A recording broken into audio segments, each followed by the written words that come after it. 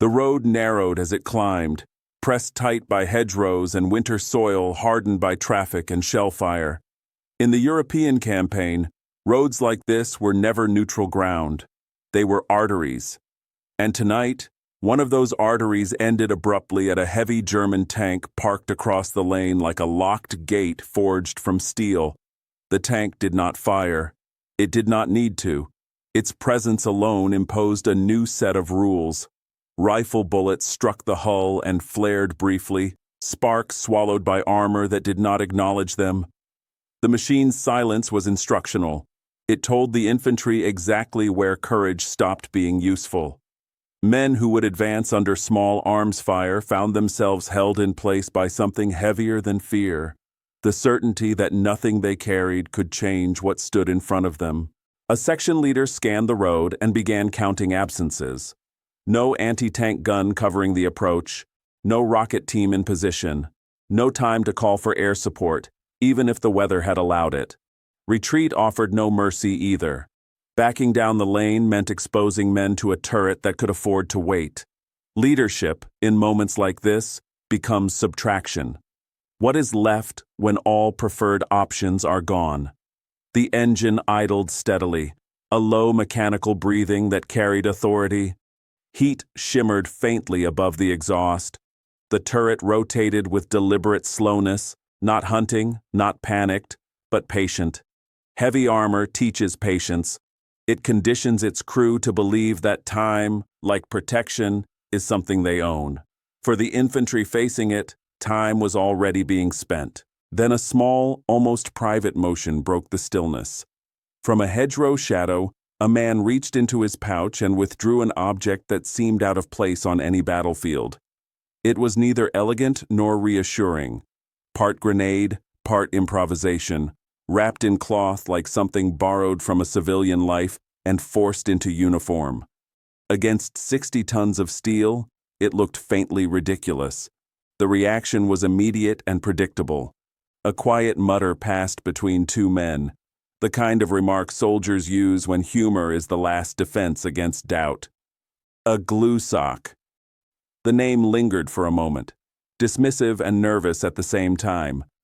The man holding the device did not smile. He only adjusted his grip and measured the distance with his eyes. He understood what the others were already calculating. This weapon did not promise safety. It demanded proximity.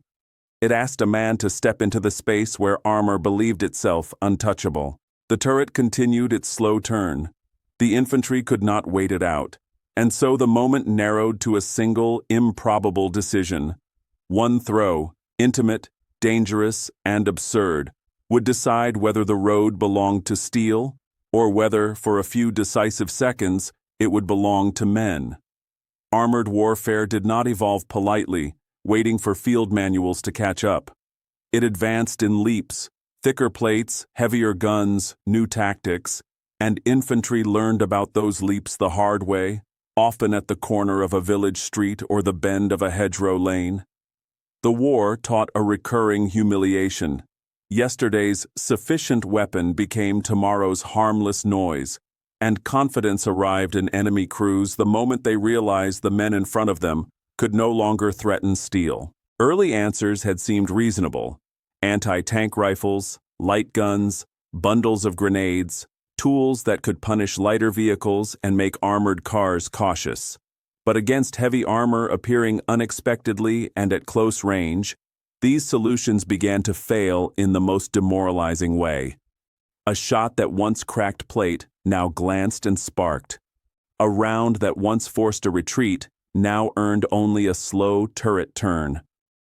The battlefield has no patience for obsolete capability, and it reveals that obsolescence in seconds. From that failure came an unforgiving lesson. If infantry cannot threaten armor, infantry becomes prey, not in theory, but in the physical logic of roads and buildings. In open ground, tanks could cut down movement with machine guns and high explosive. In villages, they could sit at the end of a street and dominate it like a cannon mounted on a fortress wall. The danger was not only that tanks could kill, it was that they could decide who moved, who waited, Who abandoned a position without being assaulted? When one side controls the decision, the other side is no longer fighting. It is reacting. Commanders demanded answers that did not depend on ideal circumstances. Heavy guns might stop a tank, but only if they were in position, only if they had line of sight, only if they arrived before the tank did. Air support might help, but it depended on weather, radios, timing, and aircraft availability. In the gap between those dependencies and the tank's arrival, infantry still had to live. So the requests that moved up the chain were blunt. Give us something we can carry, something we can use immediately, something that does not require a perfect battlefield. The requirement became brutal in its simplicity. A weapon a single man could carry. A weapon he could employ quickly, under fear, in cramped lanes and broken buildings. Something portable enough to ride with the infantry, rather than chasing the infantry from the rear. But portability carries a price. The closer a man must get to armor to make his weapon work, the more the weapon stops being a tool and becomes a wager. At close range, steel is not only thick, it is guarded by escort infantry, machine guns, and the simple fact of the tank's mass. A man who approaches is not just attacking metal. He is stepping into a zone designed to kill him before he reaches it. And when a weapon demands that kind of proximity, it asks for a different currency than ammunition. It asks for nerve measured in meters. This is where the story's central tension forms. Desperation does not ask permission. It invents. And when doctrine runs out of answers, the battlefield begins to accept ideas that would have been laughed out of peacetime, because laughter is cheap, but being helpless in front of armor is not.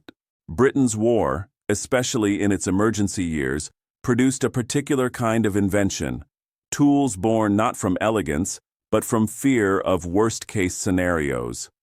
Designers were asked to imagine the moment when doctrine failed, when tanks appeared where guns were absent, when roads became traps, when infantry had only seconds before steel decided the outcome. In that atmosphere, the usual standards of refinement were replaced by a harsher question. What can be built now, cheaply, and carried by a single man? The answer that emerged was presented with unusual honesty. It was not a long-range solution. It was not a weapon that allowed distance or dignity. It was a small bomb meant to adhere to armor long enough to detonate where it mattered. The concept was direct. If you cannot penetrate heavy plate with speed, you place explosive effect against the surface and let physics do the rest. It was infantry anti-tank power reduced to one intimate requirement: contact. But the first sight of the device invited contempt. Its outer covering was sticky, awkward, almost comical. It did not look like a weapon built by a professional army. It looked like a mistake wrapped in fabric, something that belonged in a workshop accident rather than an equipment list. Soldiers, trained to trust steel and clean mechanisms, reacted instinctively. They wanted metal, not mess. They wanted tools that behaved predictably. Sticky surfaces do not promise predictability. They promise complication. In training rooms, the first refusal appeared quickly. Men hesitated not because they were cowards, but because they were human. A weapon that clings to armor also threatens to cling to the man holding it. A weapon meant to be thrown under stress is judged by one question: what happens when hands shake? The instructors could explain procedure, but procedure is a thin shield against the instinctive fear of a device that feels like it might betray you before the enemy does. Then came the demonstration. Proof offered in the only language soldiers fully accept. The bomb was pressed onto a steel plate. The adhesive held. The detonation followed, controlled and violent, and the effect on the target was unmistakable. It could hurt steel. It could turn armor's certainty into a problem. But the demonstration also showed the other half of the truth. If it sticks to steel, it can kill steel. If it sticks to you, it can kill you. The weapon's promise and its danger were inseparable, like two sides of the same instruction. Officers argued over issuing it for a simple reason: a weapon feared by its user is a weapon half unfired. Issuing it might give infantry a last resort answer, but it might also burden them with an object they carried like a curse, something that sat in a pouch, ordered but avoided, until the moment of desperation arrived. Command can distribute equipment, it cannot distribute trust. And so the irony was planted early, before any road was blocked, and before any turret turned toward trapped men. In war, the tools that save lives sometimes look like the least professional things ever built, because professionalism, when time runs out, is often replaced by survival. For Britain, and later for Allied forces moving across Europe, there was a recurring nightmare that refused to stay theoretical. Tanks appeared where guns were absent, not in tidy set-piece battles, but in the messy geography of war. A bend in a road, a village street, a bridge approach, a hedgerow lane where heavy weapons could not be dragged quickly enough. In those moments, seconds were all that remained, and the infantryman's world narrowed to one brutal fact: steel had arrived first. Commanders learned through repetition that doctrine did not always arrive on time. Field manuals could prescribe the proper answer, anti-tank guns sighted in depth, artillery called in, air support coordinated, but war rarely offered ideal conditions. Lines shifted, radios failed, mud swallowed vehicles. A weapon that existed only in the rear might as well not exist at all when armor appeared at close range. And so command accepted a cold principle that is rarely spoken aloud. Some weapons do not exist for ideal doctrine. They exist for the moment doctrine collapses. The sticky device fit that category. It was framed as a last resort answer, not a proud centerpiece of anti-tank doctrine, an anti-armor capability small enough to ride in a pocket or a satchel, carried by the very men most likely to be trapped without heavier support. Its promise was not comfort, it was possibility. It said that even when guns were absent and the road had narrowed to a single lane, the infantry was not completely helpless. From a procurement perspective, the logic was pragmatic rather than romantic. Heavy guns required steel, machining, crews, vehicles, towing equipment, and training pipelines that took time. The sticky bomb could be built quickly, in large numbers, from relatively cheap materials. Its design accepted the constraints of an island nation under pressure. Fast production mattered, scale mattered, and simplicity mattered. Compared to manufacturing more anti-tank guns, it was a shortcut, imperfect, risky, but available. Training, too, could be compressed. A man did not need months of gunnery to understand how to place a charge on steel. The fundamentals could be taught quickly, reinforced through drills, and distributed across units without reshaping entire organizations. That was attractive to a command fighting a global war with finite resources. The sticky bomb was not an elegant solution. It was a solution that could be multiplied. But beneath the material logic was a psychological purpose that mattered just as much. The device gave infantry a reason not to surrender the road the instant tracks appeared. Armored warfare is as much about morale as penetration values. Tanks dominate not only because they can kill, but because they can convince men they are already beaten. A last resort weapon interrupts that certainty. Even if rarely used, it changes behavior. It encourages a platoon to hold a corner, to delay, to stay long enough for heavier help to arrive. In war, sometimes the value of a tool is not what it destroys, but what it prevents. The collapse that happens when men believe they have no answer. This is where procurement becomes moral. Leaders decide what kinds of fear soldiers must carry. Issuing the sticky bomb meant placing a dangerous object into a man's kit, and with it, placing a decision into his future. Will you approach steel when the road offers no alternative? Command could argue that the burden was necessary, but necessity does not remove the weight of asking individuals to perform intimate acts against machines designed to kill them at distance. Still, belief hardened into distribution. The glue sock was issued not because it was elegant, and not because anyone wanted to admire it. It was issued because the battlefield kept demanding something command could not otherwise provide, an answer that could arrive at the same time as the tank. And once a weapon like that is placed into thousands of kits, the question stops being whether it is respectable. The question becomes when the road will narrow again, and who will be forced to choose between ridicule and survival. Soldiers do not judge tools the way procurement officers do. They do not weigh them in spreadsheets or compare production speed. They judge them by what happens when hands shake. In war, the most honest test of a weapon is not whether it works in a demonstration, but whether it remains safe when fear makes fine motor control unreliable. Men trust what can be used under panic. They distrust what demands calm at the exact moment calm is least available. The sticky bomb asked for a kind of composure that felt unnatural. It did not reach out and touch armor from a distance.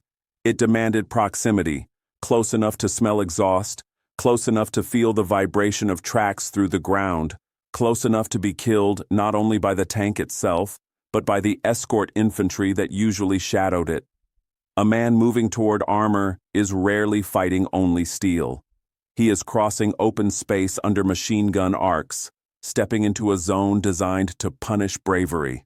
That requirement alone made the device unpopular before it was ever unwrapped. Then there was the adhesive, genius and hazard at the same time.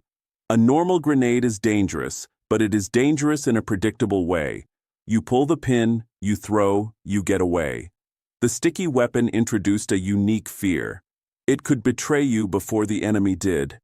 If the outer coating clung to a sleeve, a glove, a webbing strap, the weapon might remain with its user.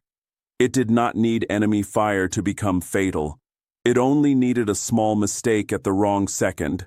In the mind of a soldier, that is a different category of threat, an intimate one, closer to an accident than a duel. Training accidents and near misses fed that fear. Instructors could emphasize correct technique, safety tabs, careful handling, but stories traveled faster than official assurances. One mishap in a training yard could become 10 versions of the same tale by the time it reached the next unit. And those tales rarely improved with retelling. They grew sharper, darker, more memorable. The weapon's reputation was shaped not by its intended purpose, but by the imagined moment when it would stick to the wrong thing. Some units began to treat the device like a cursed object. It was carried because it was ordered. It remained in kits because inspections demanded it. But it was avoided in practice, left untouched like something that might punish the curious. Men invented small rituals around it, keeping it wrapped longer than recommended, storing it in places where it would not be brushed accidentally, handling it with exaggerated care. These behaviors were not always rational, but they were understandable. When death feels accidental, superstition grows naturally. The human truth beneath it is simple. Refusal is often a form of risk calculation, not indiscipline. Soldiers do not refuse because they enjoy defiance. They refuse because they are choosing between threats, and sometimes the weapon itself feels like the greater one. A device that demands you run toward a tank and also threatens to cling to you feels like a double wager, proximity to the enemy and proximity to your own error. And still, the sticky bomb stayed in kits. It stayed because everyone understood the other side of the calculation. A man might fear the device, but he feared helplessness more. He knew the day could come when a heavy tank would appear at the bend of a lane, when guns would be absent, when retreat would be impossible. In that moment, the choice would not be between courage and safety. It would be between fear and certain death. So the glue sock remained, a mocked object, a dreaded object, and, in the quiet logic of the infantryman, a last resort promise waiting for the night when promises had to be tested. German heavy tank crews were not caricatures of brutality in steel. They were professionals, disciplined, trained, and taught to understand the psychological gravity their vehicles carried. By the mid-war years, crews in heavy armor often knew something infantry did not always admit aloud. A tank can win fights before it fires, simply by forcing the enemy to reconsider what is possible. In that sense, armor was not only protection, it was persuasion. A heavy tank became a moving fortress in the most literal way. Thick plate turned common rounds into sparks. A powerful gun made distance negotiable. The crew could engage from range when it suited them, or close when they sensed weakness. Tracks gave mobility over ground that exhausted men on foot. And inside the armor, the crew lived in a sealed world where most threats arrived as noise rather than penetration. The machine offered them the rare privilege of confidence that could be practiced. Infantry fire, from the perspective of such crews, often felt irrelevant. Rifles and light machine guns made noise, struck metal, and accomplished nothing that mattered. Over time, that experience hardened into habit, a kind of contempt for anything without a cannon. Not theatrical arrogance, but the quiet certainty that the enemy's most common tools could not hurt them. When you are repeatedly proven correct, contempt starts to feel like realism. The tank's escorts and machine guns reinforced that certainty. Close approach was not merely dangerous, it was engineered to be a killing problem. Hull-mounted machine guns could sweep ditches and hedgerows. Coaxial guns could stitch the lane ahead with precise bursts. Escort infantry, trained to protect armor from close assault, watched the shadows and punished movement. Together, these layers created a simple belief: the tank could not be touched. Not because no one ever tried, but because most who tried did not return. This is how arrogance forms mechanically. Success teaches crews to treat fear as one-way traffic. The enemy is afraid of the tank. The tank is not afraid of the enemy. The crew feels impacts as harmless taps, sees men scatter, watches positions empty without being stormed. Each repetition turns a tactical advantage into a psychological posture. And posture matters because it shapes decisions. How boldly a tank advances, how long it holds a road, how it dares infantry to reveal themselves. Yet immunity is never absolute.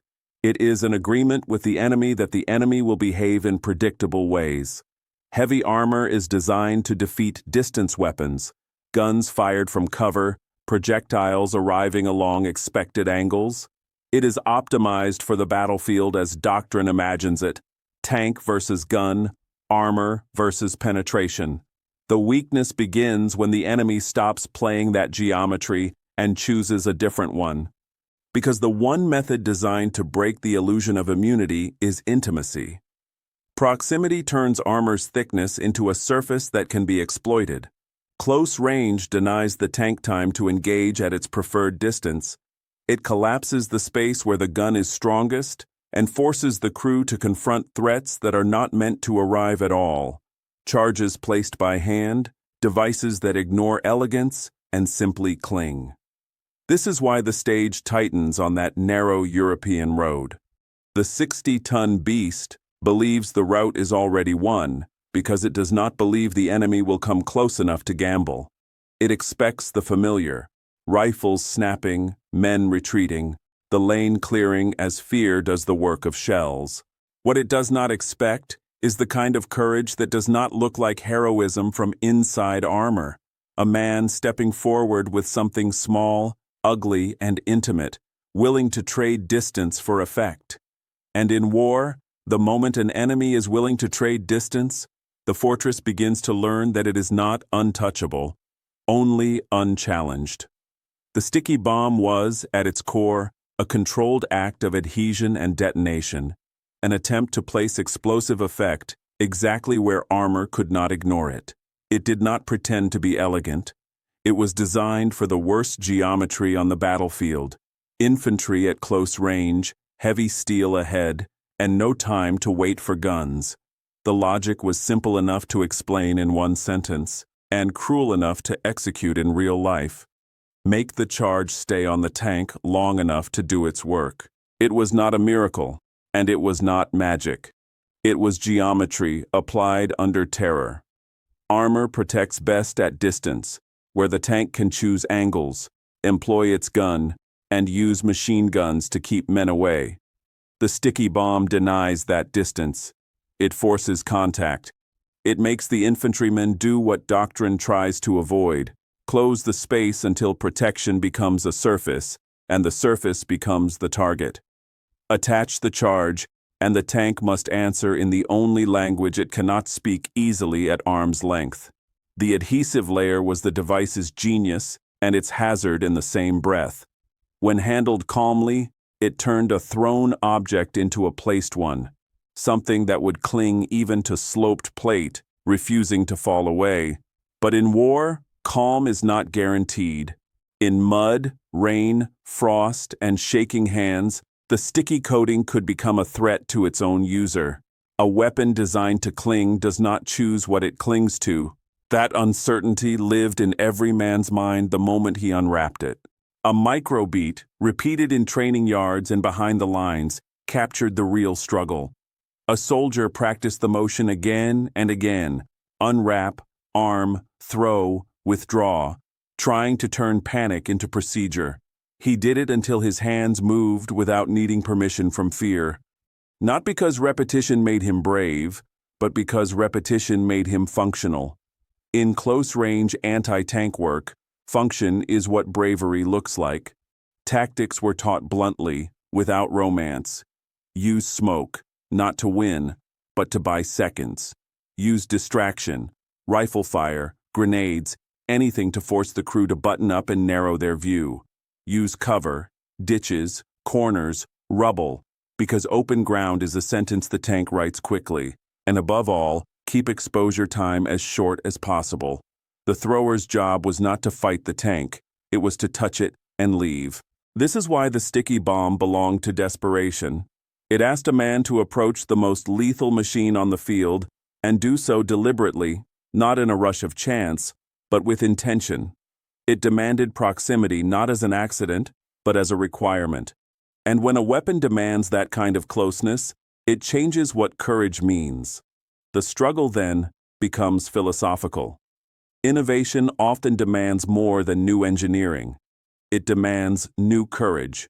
Courage measured in meters, counted in footsteps towards steel, and paid for in the seconds between contact and escape. And somewhere ahead, on a narrow road where a turret turns patiently, those meters are about to be counted for real. Instructors quickly discovered the problem was not manufacturing the weapon. It was manufacturing belief. You cannot simply issue trust the way you issue ammunition.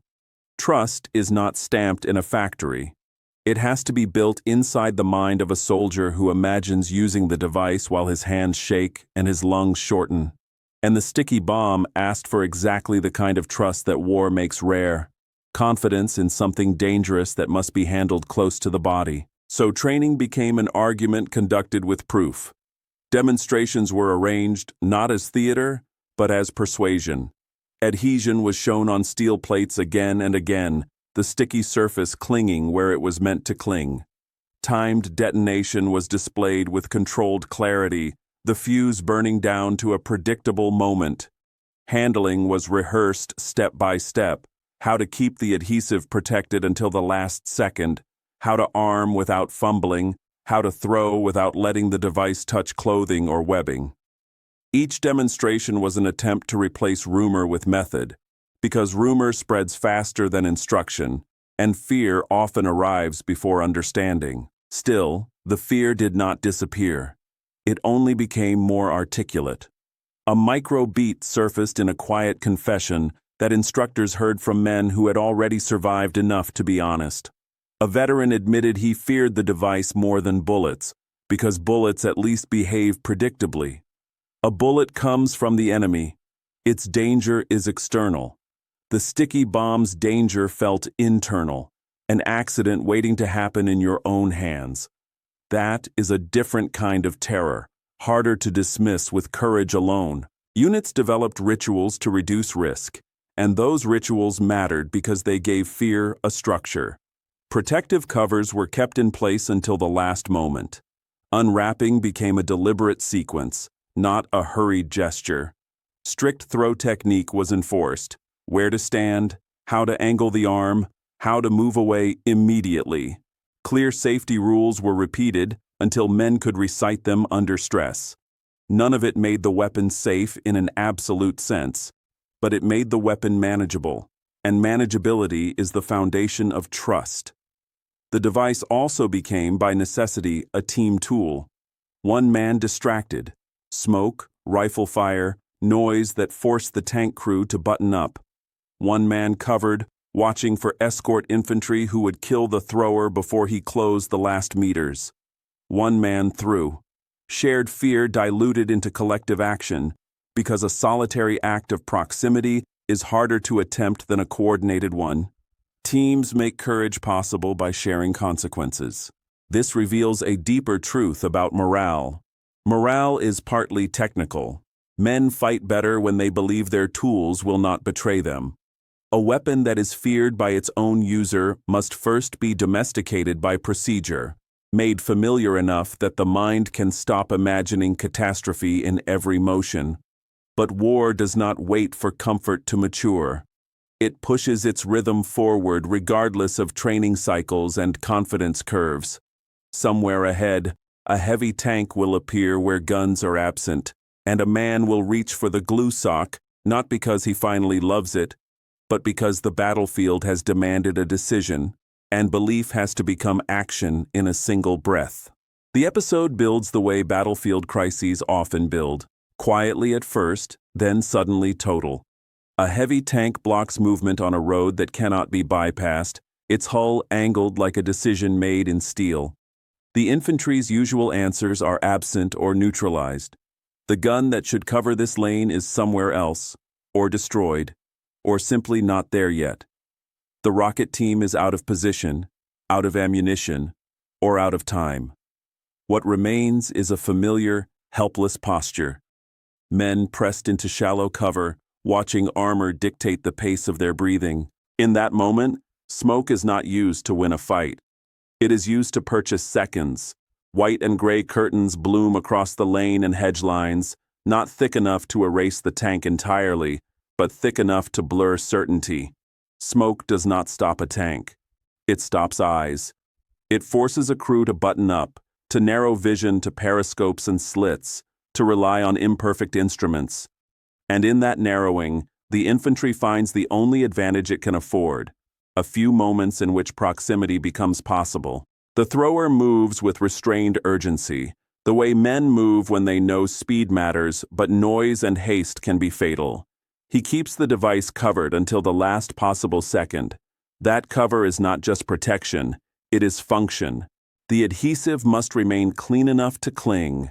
The weapon must remain safe enough to handle. He does not want the glue sock touching webbing or gloves, does not want it picking up dirt that might weaken adhesion, does not want it betraying him in his own hands before it ever meets steel. A microbeat comes as he closes the distance.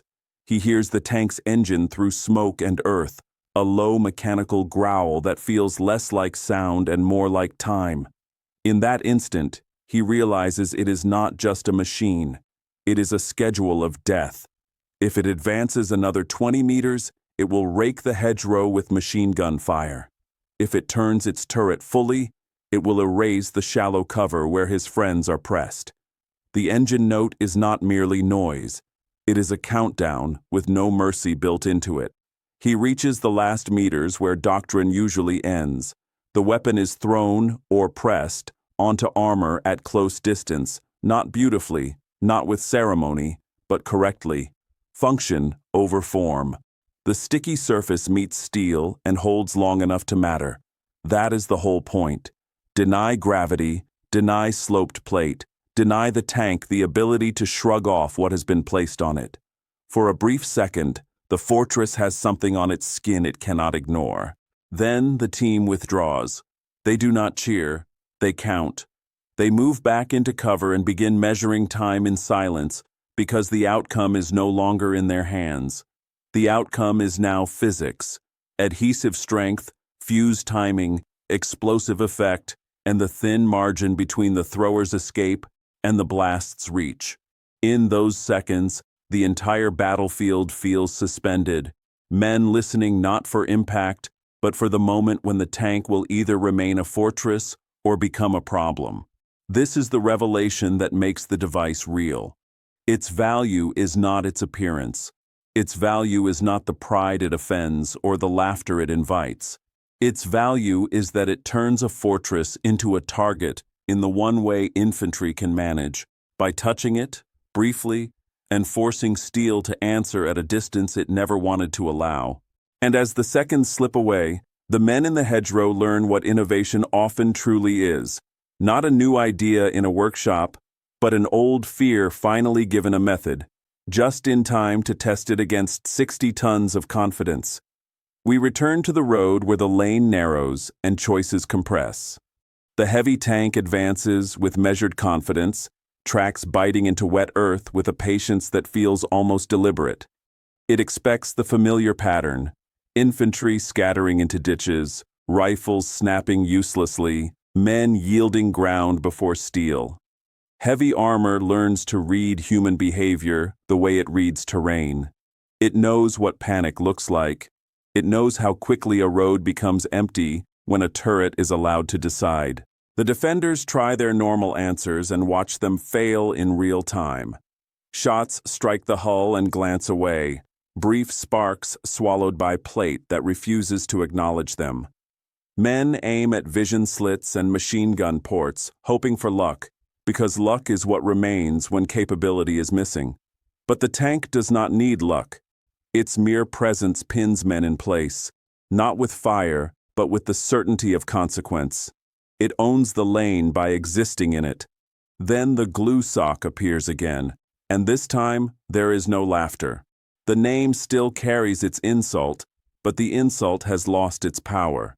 What remains is the calm that arrives when choices run out, a practical stillness, the kind that replaces fear with procedure because fear is no longer useful. The device is unwrapped with careful hands, kept away from webbing and cloth, treated with the respect reserved for things that can kill friend and enemy alike. A microbeat unfolds in the thrower's posture, his hands steady as if borrowed from someone else. Not because he is unafraid, but because fear has condensed into focus. He cannot afford tremor. He cannot afford hesitation. The distance between him and the tank is measured in steps, and each step is a decision made against instinct. He moves through smoke and shadow, hearing the engine like a clock, feeling the ground tremble with mass. The device meets armor, pressed or thrown onto steel at close distance.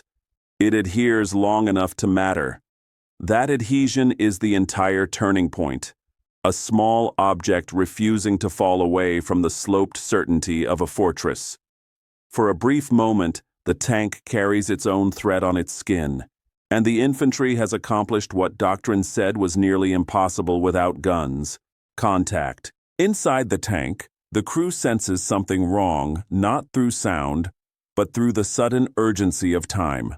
There is no loud impact, no penetrating hit, no clear direction of attack. There is only the awareness that something has changed, and that change has a fuse. A tank crew can withstand gunfire. It cannot easily withstand an unknown countdown. And there, in those seconds between contact and detonation, the turning point crystallizes. The tank is still powerful. It still has armor, gun, and weight. But it is no longer untouchable, because the battlefield has just proven that intimacy can reach what distance could not. The detonation arrives without ceremony. One moment the charge clings to armor as if it belongs there. The next, the world compresses into a violent instant. Light, pressure, and a harsh bloom of smoke that steals the lane. Sparks scatter outward and fall quickly into mud and hedgerow leaves. It is not a cinematic explosion that throws the machine apart. It is something more unsettling, a precise violence that changes the tank's behavior. When the smoke thins, the heavy vehicle no longer moves with certainty. Its posture on the road shifts from ownership to complication. A tank's power depends on three things: armor, firepower, and mobility. Infantry can fear armor and gun, but mobility is what turns the machine into a decision maker. When that mobility is disrupted, when tracks are damaged, when systems fail, when the crew must stop to assess, the fortress becomes a trapped space. The very qualities that protected the men inside now confine them. Steel that once meant safety becomes a sealed room where heat, smoke, and urgency have nowhere to go quickly. In war, protection can become confinement in the exact moment it is most needed. Outside, escort infantry reacts with confusion. They were trained to fear guns, not a toy that sticks. Their instincts look for muzzle flashes, for anti-tank gun positions, for the familiar sources of danger. But the lane offers no obvious answer, only a tank that has stopped behaving like a tank should. Confusion is contagious. Men shout questions. Weapons swing toward hedgerows. Fire is poured into shadows, but shadows do not explain what has already happened. A microbeat belongs to the thrower, watching from cover. There is no celebration on his face, not because he lacks satisfaction, but because satisfaction is not the emotion that follows an act like this. He absorbs the simple fact: survival required intimacy with death. He had to step close enough to touch a fortress, close enough to be killed in seconds, and trust that a crude device would behave as taught. The moment is not heroic in the way stories like to frame heroism. It is heavy. It is personal. It leaves a residue that noise cannot wash away. The road opens, but not as triumph. It opens as continuation. Infantry does not pause to admire the result, because war punishes pauses. Men move because the front demands movement, because the lane is a lifeline, because hesitation invites artillery and counterattack. The dead tank, or damaged tank, or halted tank, becomes an obstacle to be bypassed, a landmark of danger rather than a trophy. Survival remains practical, not poetic. And here the moral irony sharpens. The weapon's ugliness had been camouflage for its seriousness. Men mocked it because it looked unmilitary, because it offended their sense of what proper tools should be. Yet the battlefield does not grade equipment by appearance. It grades by outcome. The glue sock, dismissed as an embarrassment, has just forced 60 tons of confidence to stop, to burn, or to freeze in place under a silent verdict delivered at arm's length. In that moment, the joke dies. Not loudly, not with an argument, but with evidence.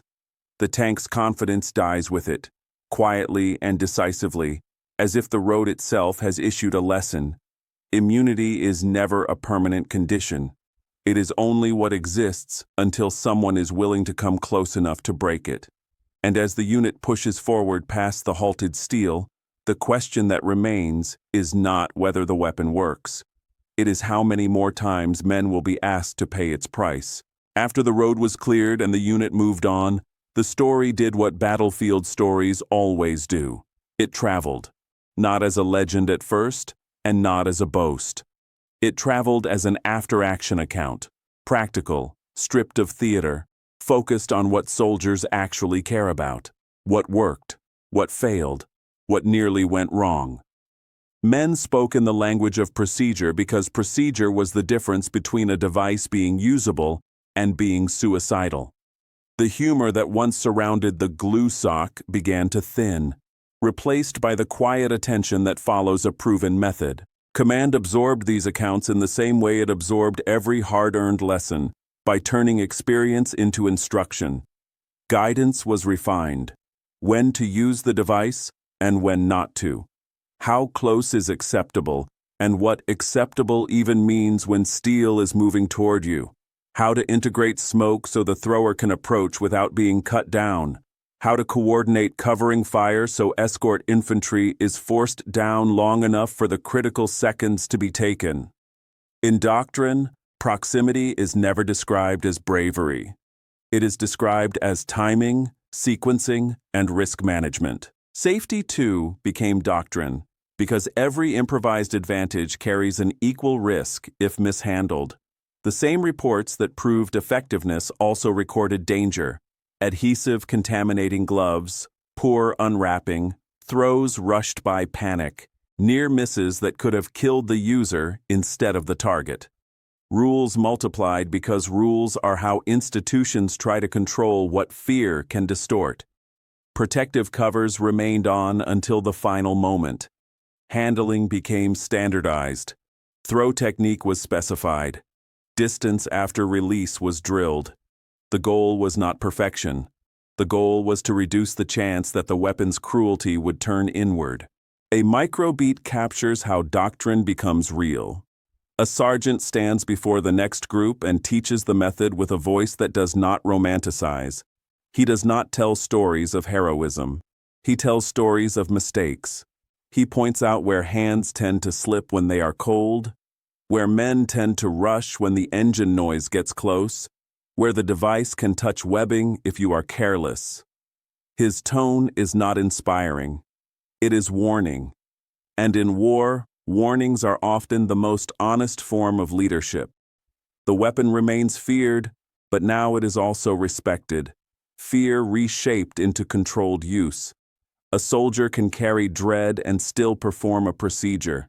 In fact, dread is sometimes what keeps procedure strict. The glue sock stops being a joke because it has acquired a record.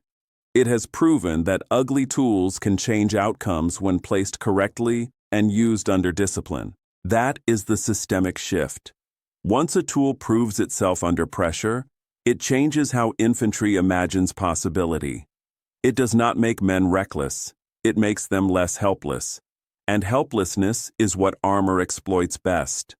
So the turning point settles into a practical truth, the kind armies remember long after they forget laughter. Even heavy armor can be challenged when infantry owns the first seconds, before steel becomes momentum, before fear becomes retreat, and before the road is surrendered without a fight. After the smoke clears and doctrine begins to form, the story slows to the price that never appears on a weapon's manifest. Closing on armor is not simply a tactic.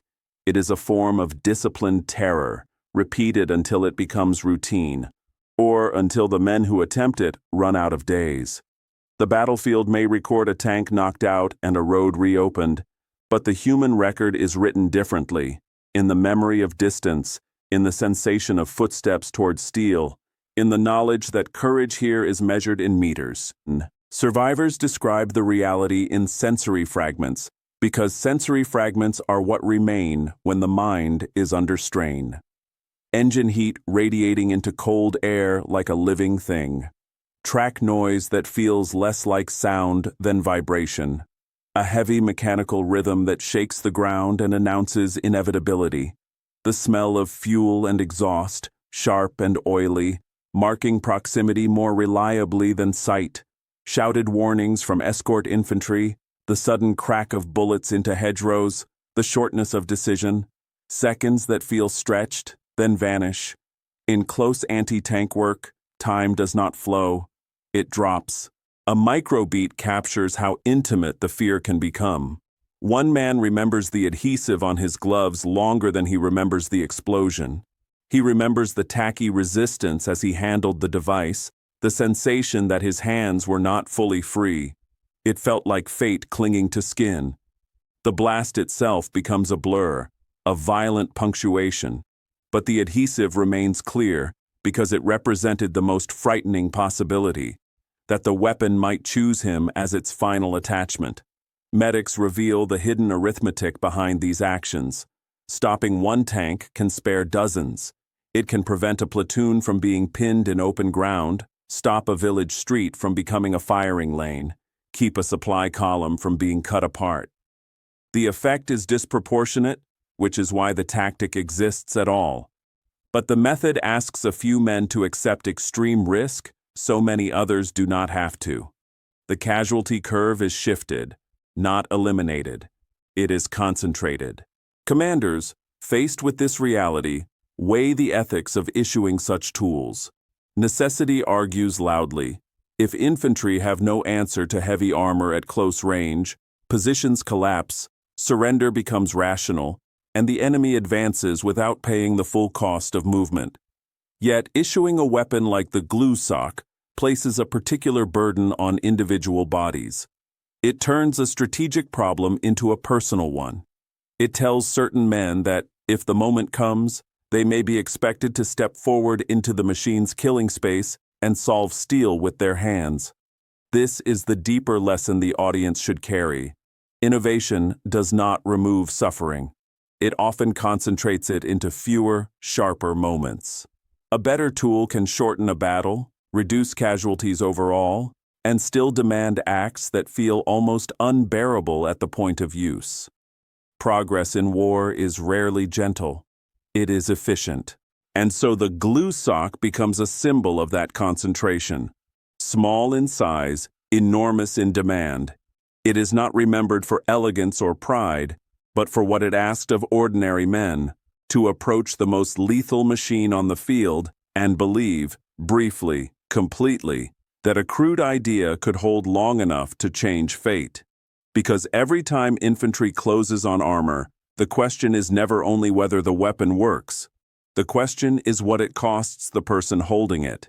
Placed on the longer arc of infantry anti-armor development, the sticky bomb sits like a rough bridge between helplessness and later portability. Before truly reliable handheld anti-tank launchers became common, infantry often lived in a gap. They could be asked to hold ground against armor without having a weapon designed to make that possible. The glue sock did not close that gap cleanly, but it narrowed it. It was a stopgap with teeth, an answer that could be carried forward in a pocket when heavier answers could not. Post-war analysis treated it less as a triumph of design and more as a lesson in constraints. Materials were limited. Production had to be fast. Doctrine had to adapt to the fact that the battlefield would not wait for perfect solutions. The sticky bomb reflected those pressures honestly. It was not a weapon born from leisure or ideal engineering conditions. It was born from the question that haunts every threatened army. What can we build now, with what we have, before the enemy arrives again? In that light, the ugly design is reframed. It is not incompetence. It is prioritization. Function first, pride last. The device looks crude because it was required to be produced quickly and in quantity, and because its purpose was narrow and brutal. It did not have to be admired. It had to work long enough, often enough, to justify the risk it imposed. Wartime design is frequently like that. Not a search for beauty, but a search for survivable compromises. A microbeat returns years later, in the way veterans speak about it. There is no nostalgia in their voices, no fondness for the mess or the fear. Only respect for what the weapon forced them to do. They do not praise the device as if it were a clever trick. They speak of it as a burden that occasionally became a lifeline. The memory is not about inventors in workshops. It is about a few steps toward steel, and the knowledge that those steps had to be taken because the alternative was worse. The broader truth emerges from that. Wartime innovation often begins with a question that is not grand at all. It is not, what is the future of warfare? It is, what can we build now? Under threat, time compresses and morality becomes practical. Solutions appear that would look unacceptable in peacetime, not because war makes people careless, but because war makes people urgent. The enemy's armor myth survives in stories. 60-ton beasts, moving fortresses, roads owned by steel. But the infantry counter-myth survives too. Men with crude tools rewriting outcomes, not through elegance, but through proximity and nerve. Both myths are true in their way. Both reveal what war rewards. And the legacy is left morally unresolved on purpose. Effectiveness does not absolve the conditions that demanded it. A weapon can be necessary and still be cruel. It can save lives and still require a kind of courage that no society should ever need to ask for. The sticky bomb's place in history is not as a proud endpoint, but as a signpost, pointing toward a future where infantry would demand better answers, because they had seen what it cost when better answers did not exist. We return, at the end, to the refusal, because refusal is where the human story begins. Soldiers mocked and avoided the device, not because they were ignorant, and not because they lacked nerve, but because they sensed its intimacy with death. A rifle can be fired from cover. A gun can be served by a crew. The sticky bomb demanded something different. A man stepping into the tank's space and trusting that a crude, adhesive tool would behave correctly while the world tried to kill him. Instinct rebelled against that demand long before any order could make it feel normal. Seen in that light, mockery becomes something more than humor. It becomes psychological armor. Laughter is one of the few protections a soldier can improvise. It lets men stand near fear without collapsing under its weight. Calling the weapon a glue sock turned it into a joke, and a joke is easier to carry than a moral burden. It reduced a terrifying tool into something smaller, something manageable in conversation, even if it remained unmanageable in the imagination. In war, the mind invents rituals of survival long before the body is asked to act. The 60-ton beast, too, deserves calm judgment. It was powerful, professional, and terrifying. It embodied the logic of armored warfare: mass, protection, firepower, and the ability to dictate distance. It did what it was built to do. It edited roads into obstacles and infantry into caution. Inside, crews relied on training, discipline, and the hard truth that most threats would arrive from far away in forms their armor could defeat. Their confidence was not merely arrogance, it was experience repeated until it felt like law. And the weapon should be judged just as calmly. It was dangerous to use, unreliable in careless hands, and capable of killing its own bearer as surely as it could kill steel. It was not a neat solution, and it was never meant to be. It was a last resort answer to a last resort problem, an anti-tank capability squeezed into a form that could be carried by a man who otherwise had none. Its effectiveness, when it worked, did not erase its cruelty. It only proved that desperation can sometimes be engineered into a method. This is the paradox the audience must hold without simplifying. The smallest tools can demand the greatest courage, precisely because they require proximity. Big machines allow distance, distance between decision and consequence, distance between attacker and target. Small tools often collapse that distance. They make war personal again. They force a human body to approach a machine built to erase human bodies at range. The courage required is not louder than other courage. It is quieter, more intimate, and harder to romanticize. So the final image is not a victory parade and not a triumphant battlefield tableau. It is a burned-out hulk by the roadside, steel blackened and still, a roadblock that once felt permanent now rendered into a static monument. Around it, the war continues. Men move past without pausing long, because survival remains practical. But the hulk stands as proof of something the tank's presence once denied. Dominance can be punctured by a cheap idea used at the right second.